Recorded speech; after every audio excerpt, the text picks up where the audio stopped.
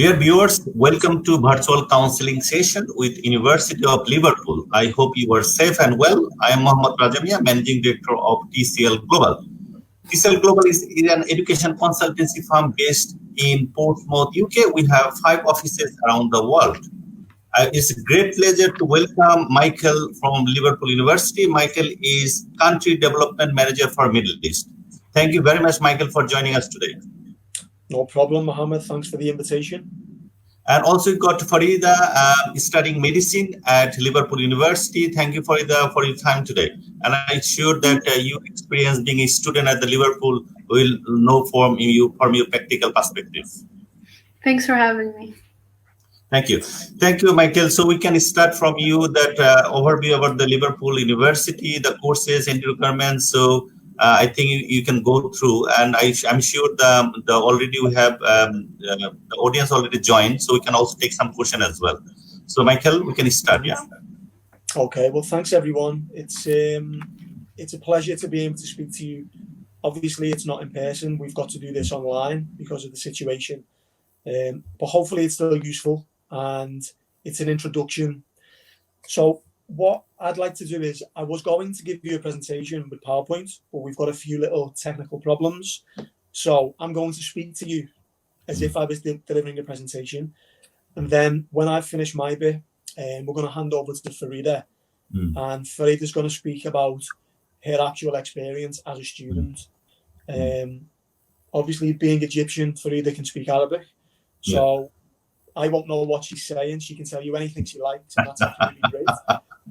But at least you know she's telling the truth. This is the thing. So what I'd like to do is, I'm going to give you an overview of the University of Liverpool. Obviously, I will acknowledge the coronavirus situation, and we'll talk about how that might impact things. But the honest answer is, with some of the coronavirus situation, we don't know what's going to happen in some situations, because obviously it's an unfolding situation and the whole world is coming together to move around and see what we can do. But we will acknowledge it and we'll talk about it for a little while. And then I'm just going to talk generally about the University of Liverpool. So what type of institution are we? Why would you consider coming to Liverpool? What are the characteristics of the university? And then it will be over to Farida. And at the end, we can answer some questions if you've got anything that we didn't kind of cover in our talks. So thank you very much. So the first thing I will mention is that, with the coronavirus situation, we understand there's going to be loads of questions because it's impacted everything in life. Obviously, your plans, you've probably got a million questions about, when will the university begin teaching? How will we begin teaching? Will it be face-to-face as usual, online, some kind of blended approach? When will we start? What will be our start date? When can you travel? There's a million questions. Like I said, we don't have firm answers on some of these things at the moment. I can obviously update you with a few things that I do know. But the main thing is to just thank you for your patience. As I say, because there's so many moving pieces in this puzzle, as soon as we get an idea that something has been agreed upon, it can change in a few days and it can change later on. So I don't want to give you any firm commitments today about what will happen. But let's take something like English language. We understand you can't take IELTS exams and some of the other exams because the test centres are closed and it's completely outside of your control. So we're looking at accepting some new ones. We will accept the TOEFL IBT at home edition. So that's been confirmed. We will accept that. There are some others like Duolingo, Password, IELTS Indicator, and there's many others.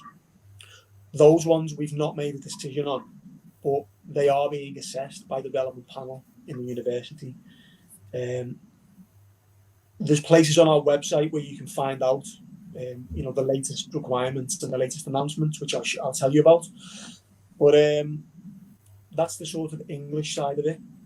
If anybody needs to do a pre-sessional English program, all of our pre-sessionals are now online for the remainder of this academic year. So there'll be no inbound travel, there'll be no face-to-face pre-sessional, but yeah, it's all online, and it's all been moved on into online for about, at least a month. So it's going very well. People seem to be quite happy with the service they're getting and the overall experience. In terms of how we will start teaching and when, again, this is not being confirmed, but I can at least tell you the scenarios that we've considered, and it will probably be one of these scenarios that we announce quite soon. So the ideal scenario is that we begin teaching in September as planned, in any other sort of normal year. This year, if we do that, we would love to do that. That's the dream. But it will probably be a slightly later start date, maybe 2-3 weeks, just to allow a bit more room for things to settle down. So that's scenario one. We begin teaching in September, a few weeks later than planned. Scenario two is that we go to a kind of blended approach, where we begin online teaching for a few months and then transition into face-to-face teaching when it's safe to travel, when everybody's happy with sort of reduced cases of COVID and the public health response in terms of aviation and then locally in countries on the ground. There's another scenario which is not something that we're really heading towards, but you might have seen University of Cambridge announced yesterday that they've gone completely online for the next year. So I suppose that would be a potential for universities. I think it's only Cambridge who are doing that for now, and it's not what we're aiming to do, but it would be within the mix of possibilities. So there's three. Now, what I think is most likely to happen is that we will have face-to-face teaching a little later than planned, but I think for the remainder of the year, we're more likely to implement online teaching for things like lectures.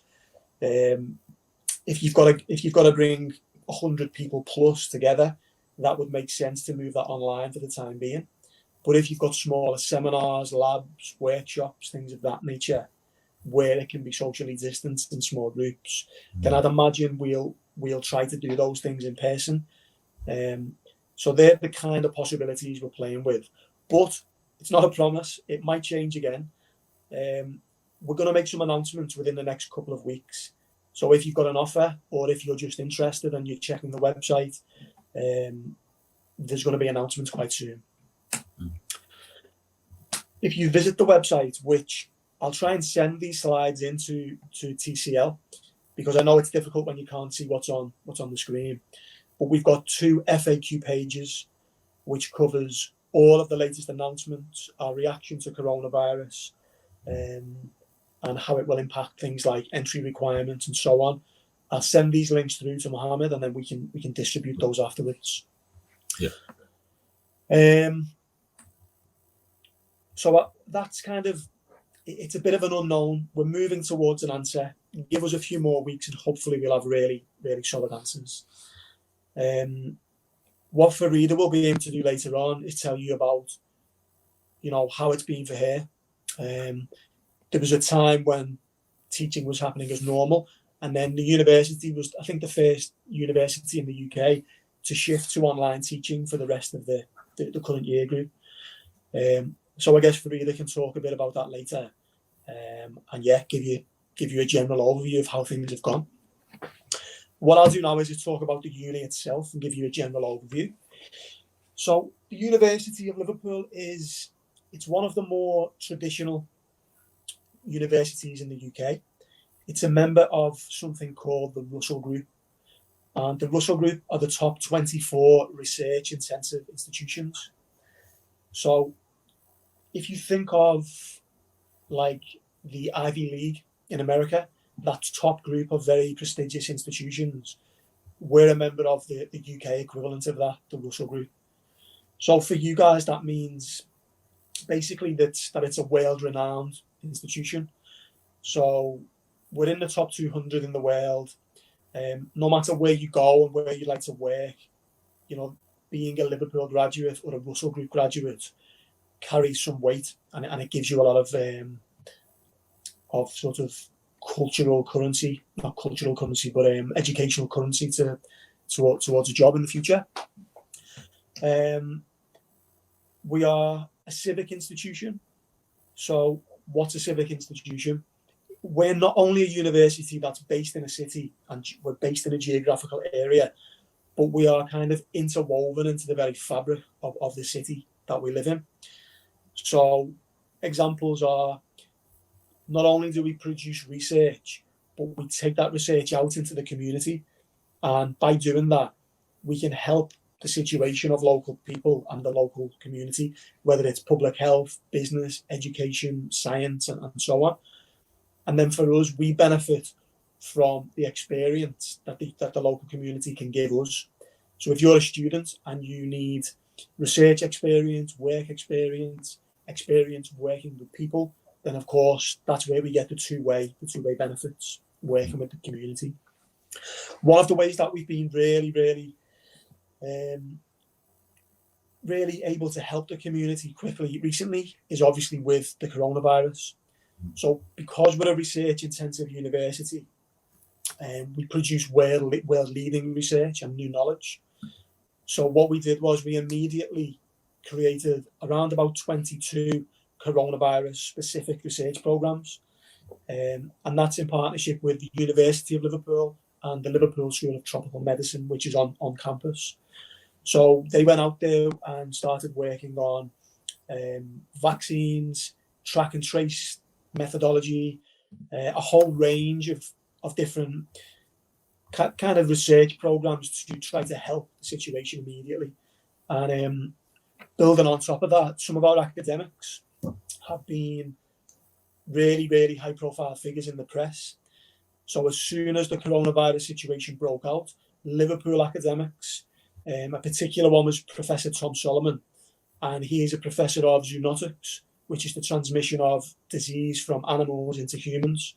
So people like Tom have been in the national press, international news, and that just gives you an idea of the kind of standing of research and teaching that you get in Liverpool.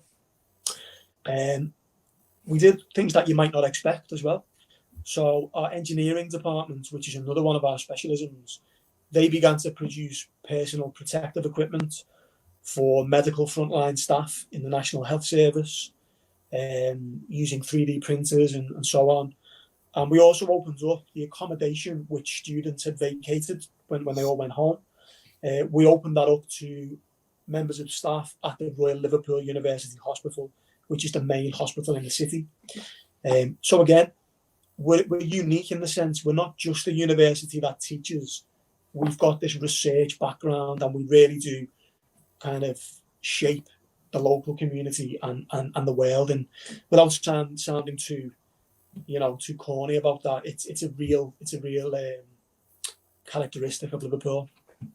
Anyway, that's sort of how we've supported coronavirus.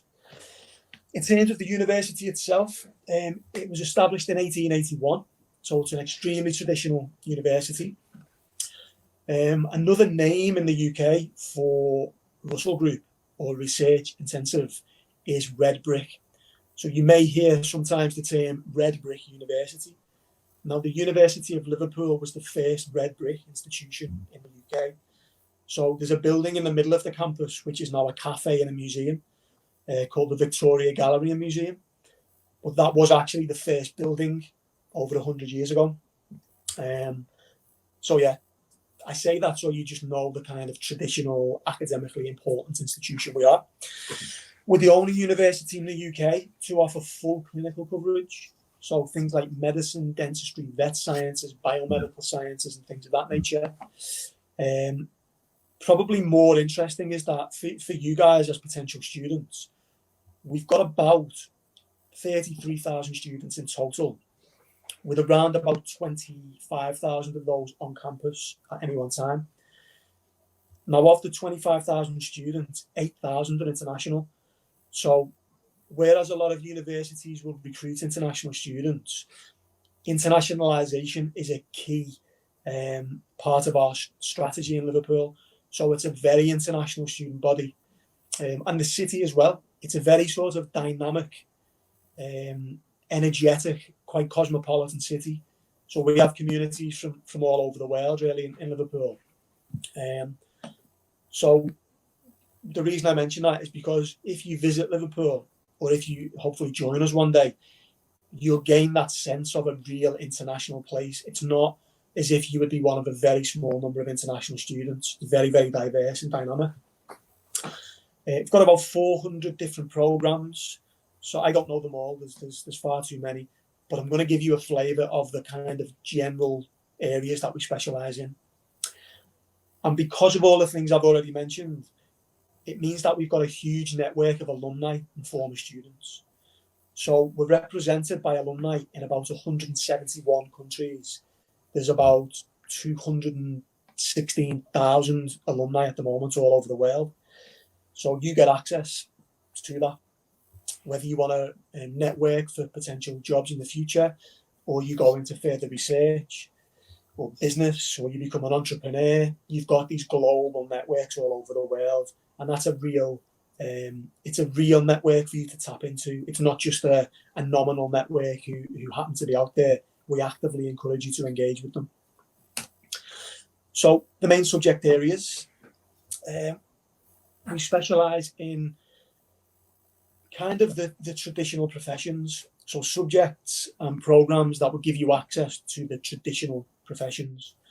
So if you think of Liverpool, think of medicine, business, management, finance, engineering, architecture, law, this kind of professional range of programs.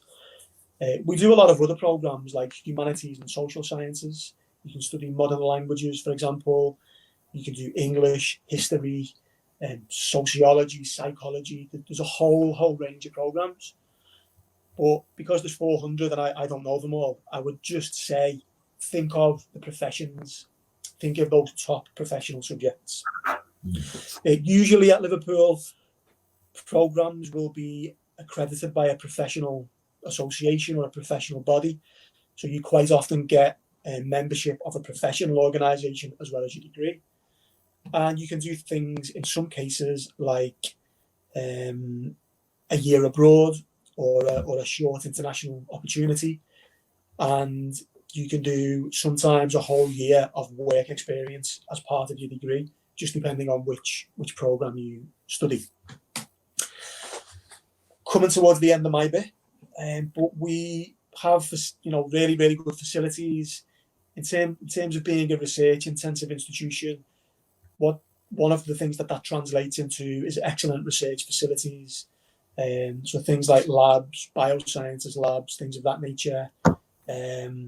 And really just the whole on-campus experience is very good. But what you notice in Liverpool is a very old traditional side of the university, and then a very modern, sort of innovative, growing side of the campus. And it comes together to give you kind of the best of both. Now I'm from Liverpool. If you don't know the Liverpool accent, this is it. I could speak a lot faster, and I could really make it difficult for you, but I'm trying not to. And you can do the same to me in Arabic. I'm sure I won't understand if you speak very quickly. But أنا أتكلم شوي عربي, so I do know a little bit. But yeah, in the city of Liverpool, you'll notice this blend of very grand, very traditional, with very new and very modern. Okay. Final thing I'll mention before handing over to Farida is, apart from the university and the type of university and the sort of programs we offer, we've got really, really good employability ratings for students. So at the last count, 97% of our graduates were in employment or further study within 6 months. And that's kind of sector leading in terms of employability ratings. One of the ways we do that is with the Careers and Employability Department.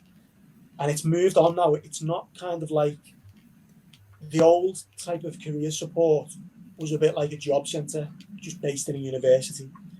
So you'd go to the on-campus career centre. They might help you to find work placements. They might give you a little bit of help with how to write a CV. Now it's much bigger in scope. So we have the Careers Hub, and the Careers Hub is staffed by not only careers advisors, but very recent graduates who've gone on into business and into different jobs. Even some current students. It's a completely different approach that we take. In a nutshell, to sum it up, we take you through 3 processes: the explore process, the connect process, and the apply process. In explore, this is where the careers coaches will help you to identify different job sectors.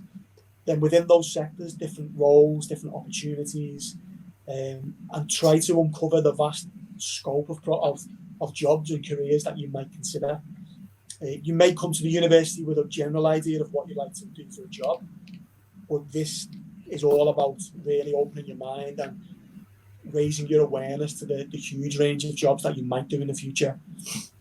They then move into the Connect Zone, where they have networking events with major employers in the UK.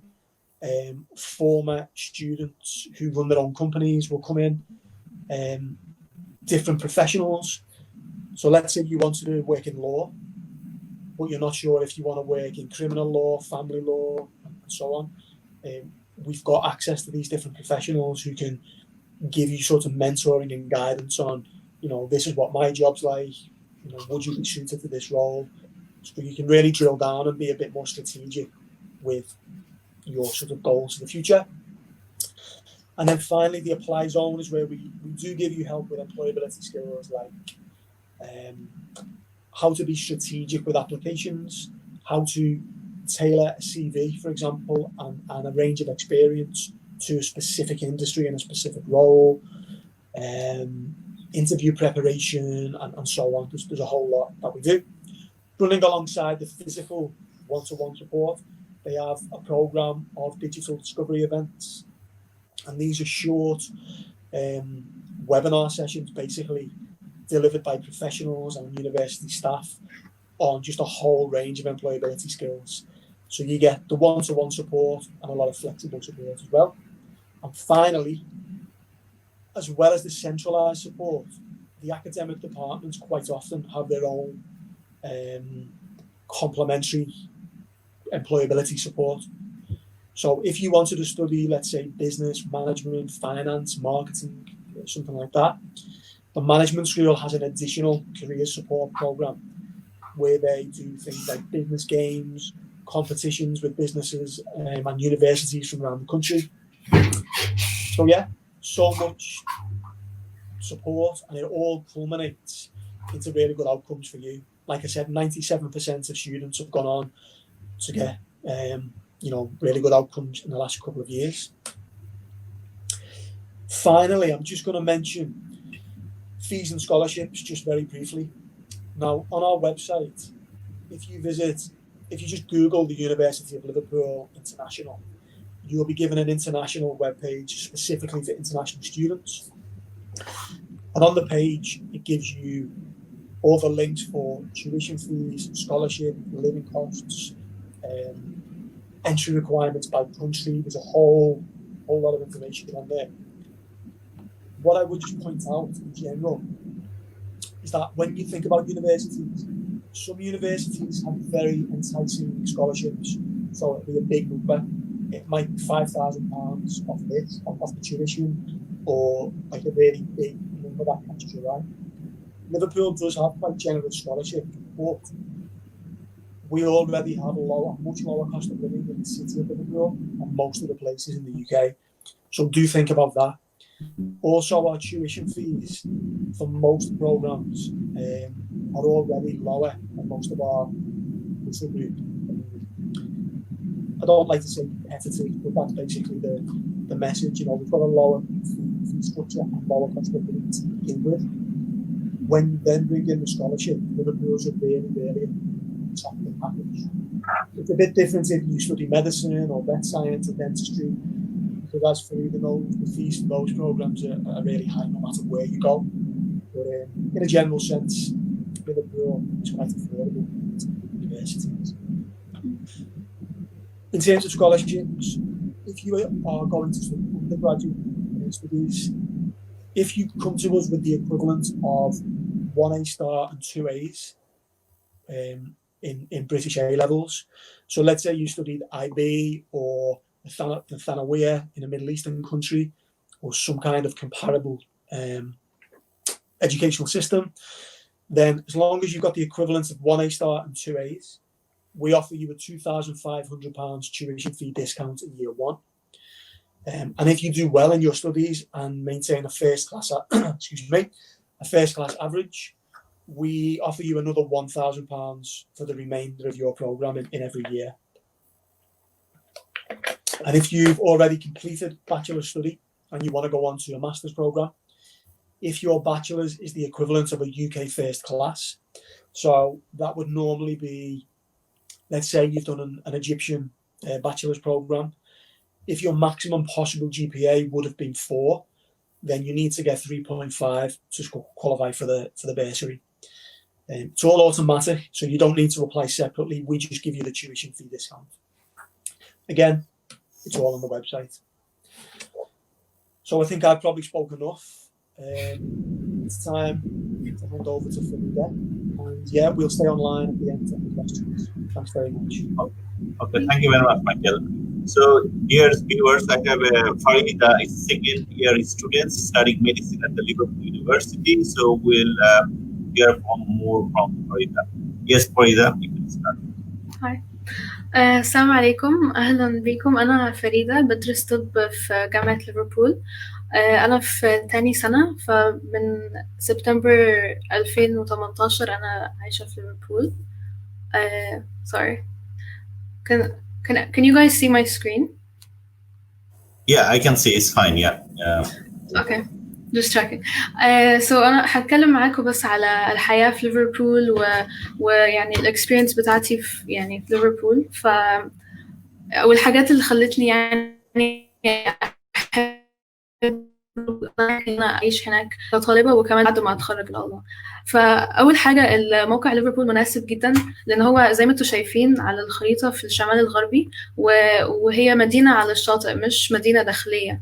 فغير إن هي فيها مناظر يعني جميلة قوي وكده، هي قريبة قوي من المدن الكتير من المدن اللي حواليها. فمانشستر مثلا ممكن تروحوا مانشستر بالقطر فمن نص ساعة ل40 دقيقة، ولندن بتاخد 2.25 ساعة.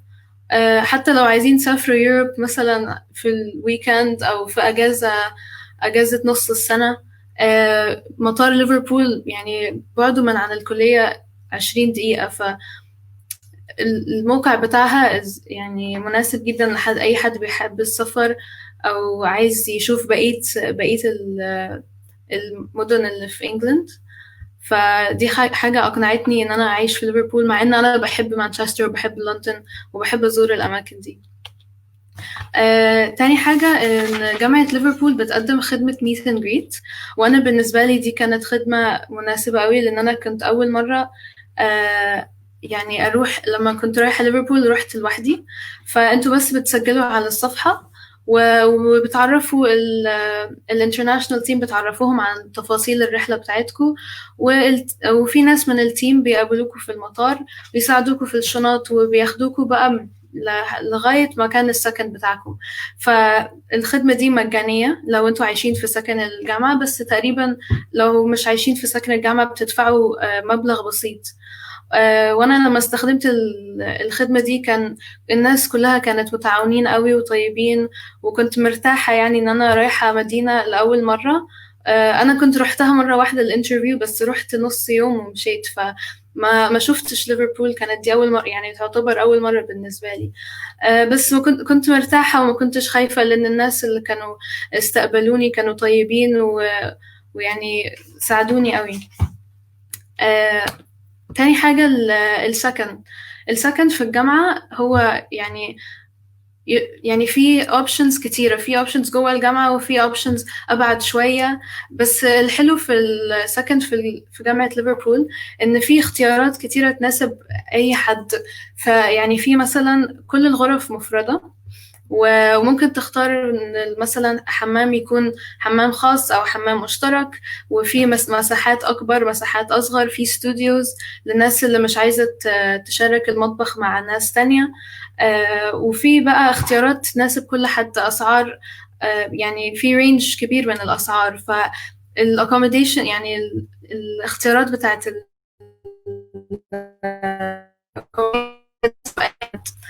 واحسن حاجه ان اي حد جاي يدرس الاول سنه الجامعه بتضمن ان اي first year student بياخد accommodation. بس اهم حاجه ان انتوا لو undergraduates تقدموا قبل 31/8، او لو postgraduates تقدموا قبل 31/7 عشان الجامعه تعرف تضمن ان انتوا تاخدوا مكان سكن.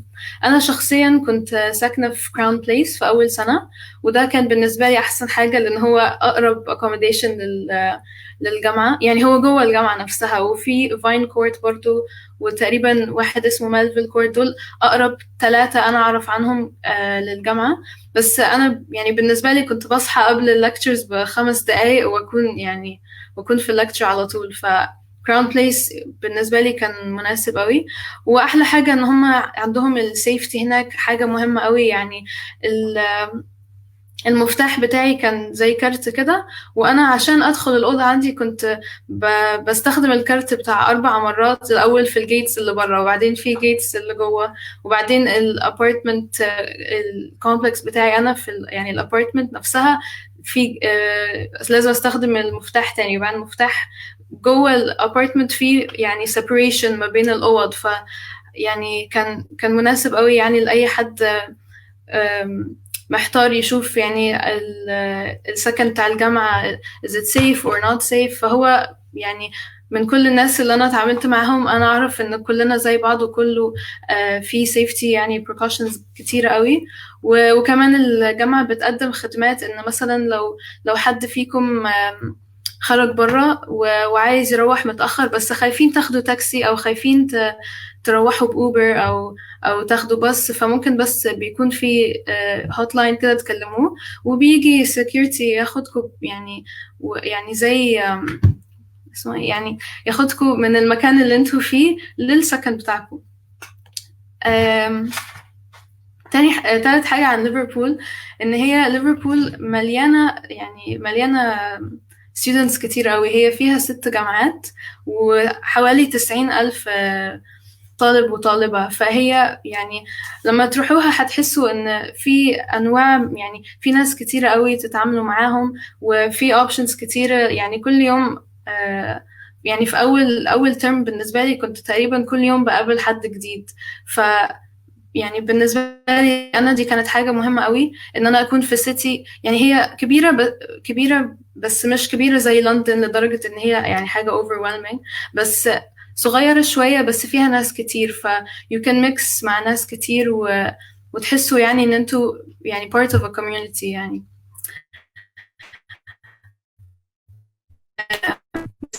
طبعا أهم حاجة بالنسبة لنا الشوبينج والأكل. ليفربول يعني كان فيها اختيارات كتيرة قوي يعني الأكل والمطاعم، ومش هتحسوا إن أنتوا بعاد عن البيت، لأن في شارع اسمه بولد ستريت مليان مطاعم عربية وتركية ولبنانية.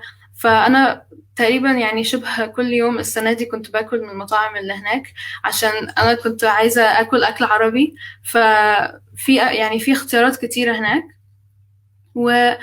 والسيتي سنتر اللي هو يعني في ليفربول، يعني في حتة اسمها ليفربول 1 والسيتي سنتر وكده مليانة محلات كتير واختيارات كتيرة للشوبينج، وفي ماركتس كتيرة. فدي حاجة يعني لو حد مهتم قوي بالشوبينج أو إن هو تجربوا مطاعم مختلفة، ليفربول هتكون سيتي مناسبة قوي. أوكي.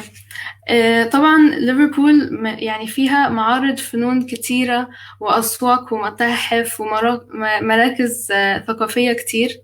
والسياحة في ليفربول كبيرة قوي زي ما انتوا شفتوا من قبل كده. أنا مكتوب هنا إن ليفربول فيها حوالي 64 مليون visitors كل سنة. فطبعا يعني ليفربول مليانة متاحف كتيرة ويعني مدينة مليانة culture. يعني ما تروحوا يعني تحسوا ان انتوا لما تروحوا هتتعلموا كتير عن المدينة دي. طبعا في يعني متحف العالم في ليفربول اللي هو ده اللي في النص، وده ميوزيوم اوف ليفربول، وفي مبنى الرويال ليفر، وفي الالبرت دوك، وفي حاجات كتيرة يعني سوري أماكن كتيرة يعني ممكن تزوروها وهتعجبكم قوي. بالنسبة بالذات الميوزيوم اوف ليفربول ده فيه حوالي 80,000 قطع آثار من حضارات مختلفة، فده يعني لو حد مثلا مهتم بالتاريخ أو مهتم بالتحف والآثار أكيد هتعجبكم ليفربول. مدينة ليفربول لو أي حد مهتم بالميوزك والحاجات دي، فليفربول هتكون مناسبة قوي للشخص ده، لأن ليفربول مليانة حفلات موسيقية، ويعني سواء هي حفلات موسيقية الكلاسيكية أو شبابية وأي حد يحب ليفربول هيحب أي حد يحب الموسيقى هيحب ليفربول، بما إن هي يعني الهوم بتاع البيتلز. فطبعا يعني الميوزك حاجة مهمة قوي بالنسبة لليفربول والكولتشر بتاع ليفربول. yeah.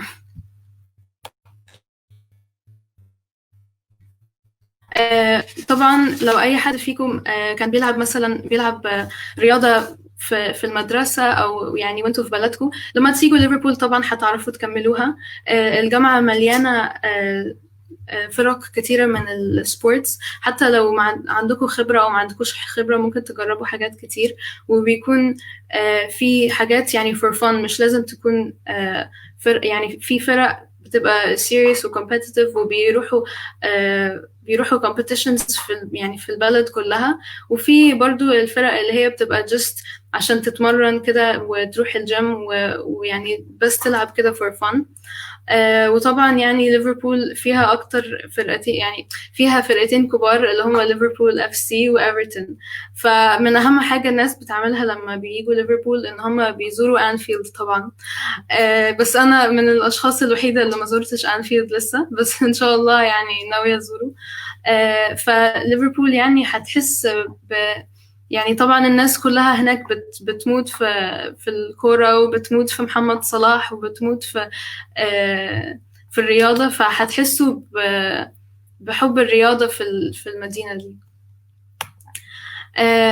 برضو ليفربول يعني اللي كان بيثبت لي ان ليفربول دي مدينة مناسبة قوي للطلاب، ان هم في 2018 أخدوا جايزة أفضل مدينة لطلبة الجامعات، ودي حاجة يعني كل الجامعات بيدخلوا في المسابقة دي، والستودنتس هم اللي بيصوتوا بيعملوا voting لأي أنهي جامعة يعني أكتر جامعة مناسبة للطلاب. فبالنسبة لمعظم الطلاب يعني معظم طلاب أكتر مدينة الطلاب أعجبوا بيها وحسوا إن هي بجد مناسبة للطلاب هي كانت ليفربول. لو عايزين تتواصلوا مع أي طالب من الفريق بتاعنا ممكن المفروض يجيلكم لينك إن انتوا تدخلوا على موقع Unibody وتبعتوا مسج لأي طالب مثلا بيدرس نفس الحاجة اللي انتوا عايزين تدرسوها أو من نفس البلد اللي انتوا جايين منها، أو بس عايزين تعرفوا أي يعني أسئلة عن الكورسز أو أسئلة عن يعني أسئلة معينة عن الحياة في ليفربول.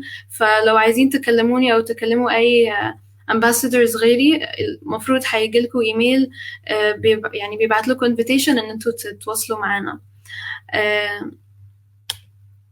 وهنا هم حاطين يعني مثال من أحد الزميلات اللي كانت بتتكلم عن إعجابها بالجامعة. من أكتر الحاجات يعني إن هي كانت بتحبها إن البروفيسورز والناس ويعني وكل الناس اللي بتشتغل في الجامعة والطلاب كلهم كانوا طيبين ومتعاونين قوي، والجامعة يعني بتدي للناس فرص كتيرة إن هم يشتغلوا على الCV بتاعهم ويعملوا experiences كتيرة هتساعدهم إن هم يشتغلوا في أحسن أماكن بعد ما يتخرجوا، ويعني بيساعدوهم ويعملوا نتورك مع ناس هيساعدوهم ان هم يشتغلوا بعد التخرج او اثناء الدراسة. فدي حاجة ليفربول مميزة قوي فيها، ان هم بجد بيدوا يعني من اكتر السبورت اللي انا سمعت عنه. وانا عندي صحاب في جامعات كتيرة ويعني ما عندهمش اللي هو الوان، يعني طبعا عندهم بس ما فيش one on one mentoring كده بالطريقة اللي موجودة في ليفربول والفرص المتاحة للطلاب بتاع ليفربول. لو أي حد فيكم عنده أي أسئلة عن الحياة في ليفربول وعن أنا إزاي يعني حسيت يعني إزاي أنا كنت عايشة في دبي، فأنا الإكسبيرينس بتاعتي إن أنا رحت من دبي لليفربول وعن الكورس بتاعي. ف just feel free إن أنتوا تكتبوا أي أسئلة عندكم وأنا هرد عليها إن شاء الله. Okay, thank you very much, Farida. Thank you for your nice presentation. Michael, we got some questions from the students, so we can take some questions. We got here, I want to know about accounting and finance with a year in just CPA honors. Yeah, I mean, we can tell you some basic information. The best thing to do really, if you want to know program information, is to just visit the website, because all of the module details, entry requirements, teaching style, it's all listed for you in a really nice format. What I can tell you is that accounting and finance is based in the management school. So when I mentioned earlier on that the management school gives some extra incentives, usually that involves things like extra accreditation. And with accounting and finance, that comes with accreditation from the accounting bodies as well. So it's been built with employability in mind. I think it's probably best to see if you like the course structure by looking at the website for any more. Excuse me one moment, because my cat is calling me. That'll be 1 second. Sure. Yes, the viewers, we have a virtual fair in June and July month. If you want to join the virtual fair, you can contact us. Then you have the opportunity to have a one-to-one session with the Liverpool University, with the Michael. So you can contact our team based in Middle East, in Saudi Arabia, Kuwait, and myself, my team based in Portsmouth. So please register today. You can find our details in our website and also in our Facebook pages. Thank you very much. So thank you, Michael. We got another question. Do you accept double masters? So if anybody has finished the masters, they can do another masters at the Liverpool? It's not usually something that we offer, but there's a specific rule determining if that's okay or not. And it's if the masters you'd like to study at Liverpool, if that demonstrates academic progression, then it's a possibility. But quite often doing a master's level study is already a really high level of study. So it's hard to show progression if you just want to do another master's. If, for example, you wanted to do research after a master's and do a PhD, the progression route is clear.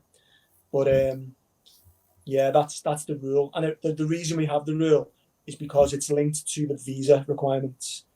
If we can't show progression, it's not usually possible. I think the Asif also, he may have been that if have already done the masters in his country, whether he can come for another master at the Liverpool. I think the best thing to do, because I know the rule and I know when it's okay and when it's not. That's the general rule. But if you want to submit an application, or if you want to send a message to the postgraduate admissions team for international, they will be able to look at your documents and say if it's going to be possible. So I can send the email address for that team in the presentation. Yes, sure. How much marks I need to get in foundation to join University of Liverpool? Okay, it depends on which educational system you've studied in. If you're from a Middle Eastern country, You need to just complete the Danawea. If I'm pronouncing that right, I don't know. Apologies if it's the wrong pronunciation. But I think you know what I mean, the high school and Middle Eastern system. Usually it's our foundation partner is Kaplan. So you need to visit the Kaplan webpage. Basically, Liverpool International College is the name of our foundation. And they will tell you exactly what you need when they look at your documents. Usually, you just need to have completed high school at a decent level. You know, it needs to just be satisfactory pass. And you generally need some level of English language qualification. Usually IELTS of about 4, there or thereabouts. But it can be slightly different depending on which foundation route you need to go on. We have science and engineering routes, and we have humanities and social sciences routes. But I hope that gives you a general sense of what you might need. Okay. And also, do you accept any kind of English test instead of IELTS? Yeah, we do. I don't know what we asked Farida to gain, but I know we accept IELTS, TOEFL, Cambridge. There's a whole range, and there's an English language requirements website page on our website. But Farida, what did you have to do? Did you have to do an English language test? I did the IELTS, yeah. I think IELTS is the most common at the moment.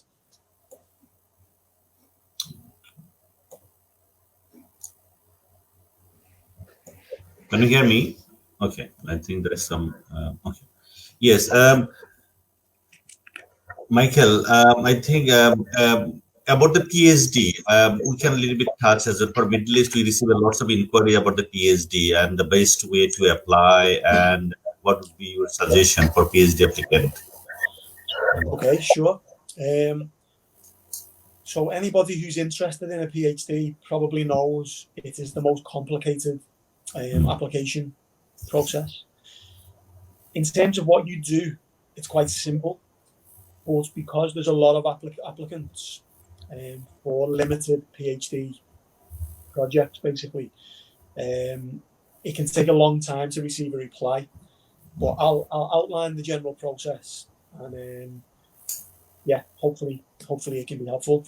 So if you go to the university's website, and you, for example, if it's Liverpool that you're interested in, we have 3 tabs on the top of the webpage, and one tab is Study with Liverpool. So you click on Study with Liverpool, and then you choose Postgraduate Research from the drop-down list.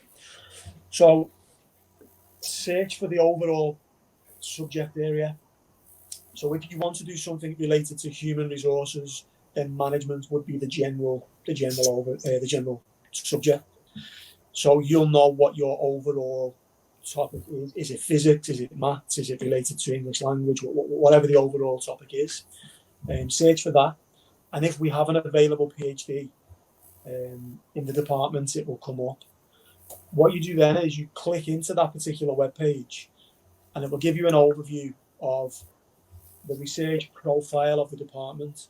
So the type of research interests that we have in that particular department. It will list some potential supervisors, so you can see their individual research expertise and what they're most likely to be interested in. There's a lot of statistics and rankings and everything really to do with the PhD offer in that department. Now, what you can then do is you can approach it in a number of different ways. If you already have a formed research proposal, then you can send it into the department. And the way you do that is there's like an overall departmental contact listed on each PhD page. So you send your proposal to this person, and they will identify potential supervisors and send your proposal to the supervisors. That's one way. Another way is that you read the biography of the potential supervisors, but there's usually a lot of potential supervisors. Like, there could be 50 potential supervisors, so it's a big job. But if you found 2 or 3 who are really aligned with your subject interests and your background, you can just send it direct to them if you wish. What happens then is they have to read through the proposal, assess whether there's any potential for a supervisor, researcher relationship, then they would just have a conversation with you by email. So it's a very sort of informal process, but that's how you do it. Now, another way is if you don't have a research proposal, if you know that you want to do a PhD, but you're very flexible within a general subject, there's usually fully formed projects available that are just waiting for somebody to apply for. The benefits there are that you don't have to spend as much time coming up with a proposal, and also those projects are sometimes funded, so there's usually funding attached to it with some of the programs. If that's the case, you can just apply directly for that particular course. Yeah, that's basically the process. But the one thing I will say is, don't expect to receive a really quick response to a PhD application. It can sometimes take, more than a few weeks. It can even take months. But if you know you've got a good application, and maybe you've already got funding, and there's no barriers to you joining us, if you don't get a response, speak to the counsellors at TCL. They can contact me, and we can try and ask the departments if they could respond. So very, very happy to help in that way. Okay, thank you, Michael.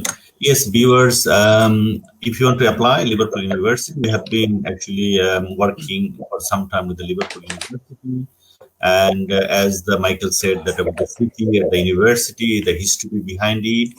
So our team actually working from home. You can reach them through email or through the WhatsApp, and our service is completely free of charge. So you can contact our team in Bangladesh, in Kuwait, in Saudi Arabia, and UK, and we can definitely help with the applications. Before we finish, Michael, do you want to add any other area that we missed, or Farida, maybe anything, Farida? Michael? Well, first of all, I'll just say thank you very much for having us and for arranging the session. We appreciate you doing that, and we appreciate everybody who's tuned in. Hopefully, it's been informative and useful. Yeah. Also, thanks to Farida, because we're obviously both at home doing this like everybody else.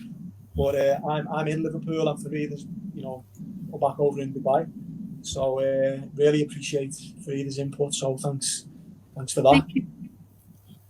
Yes, Farida, thank you very much. It was good, especially the Arabic presentation. I think it will be very useful for our students in the Middle East.